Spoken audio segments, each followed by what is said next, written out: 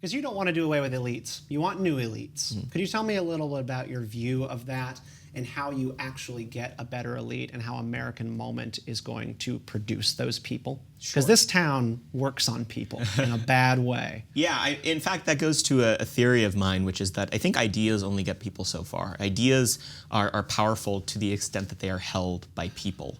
And you need to pay very close. You can have the best ideas in the world, but if a think tank writes a white paper and there's no one to read it, did it really write anything?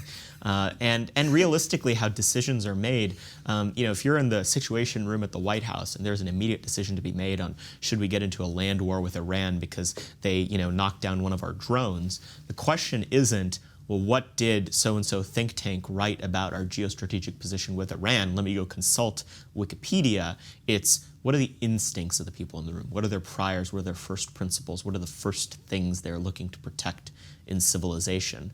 My theory on elites is as follows. Every civilization since the beginning of time has had elites. Hierarchy is endemic to the human condition. And so if we want a functioning civilization, a thriving civilization, we have to pay very close attention to who those people are. It doesn't mean that I am an elitist. I just believe that elites exist. And I think that the current crop that we have in the United States in every domain of American life are terrible.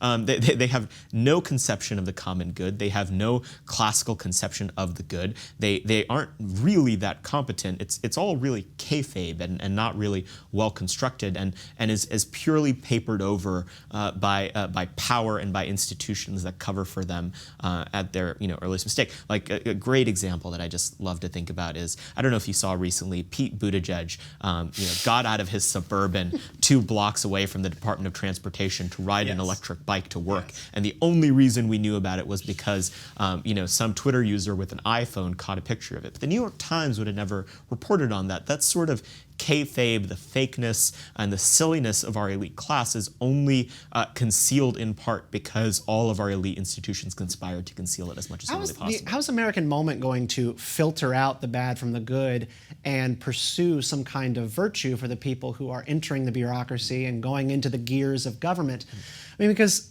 in my experience, DC and organizations which place people in jobs, it's like flame and here come the moths.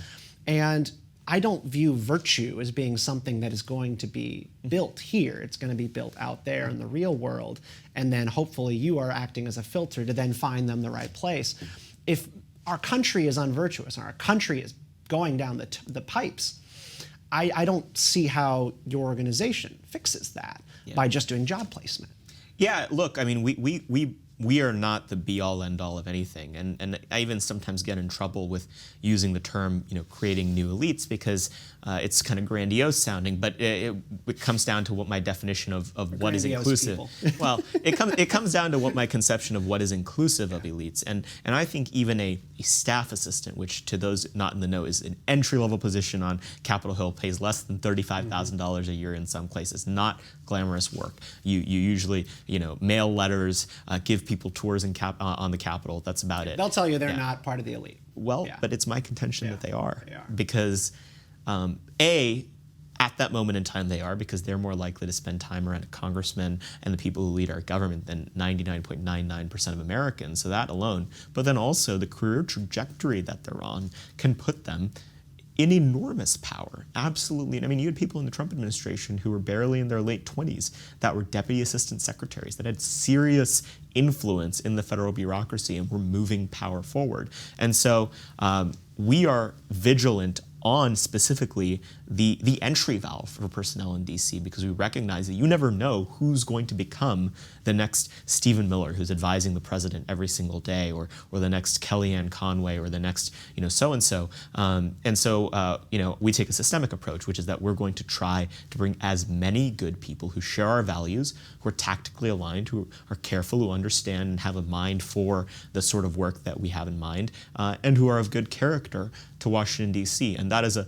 very narrow slice of the pie of elites in America more broadly. It's a humble mission. Again, if I bring 500 people to bear the next time a conservative is elected to the White House and say these are 500 trustworthy, aligned people who have a vision for what the future needs to look like, I would have done my job. Again, it's a fairly narrow mission. I'm under no illusion that we can remake all of the American elite, but there needs to be parallel, nimble, small projects like this in every domain of American life in order to make a meaningful ground shift. And some of it's going to come from leadership from the top. It's going to come from people like President Trump or whoever the next figure like him is, people who singularly command the national imagination and are capable of moving an Overton window so rapidly that the need for a new elite is created.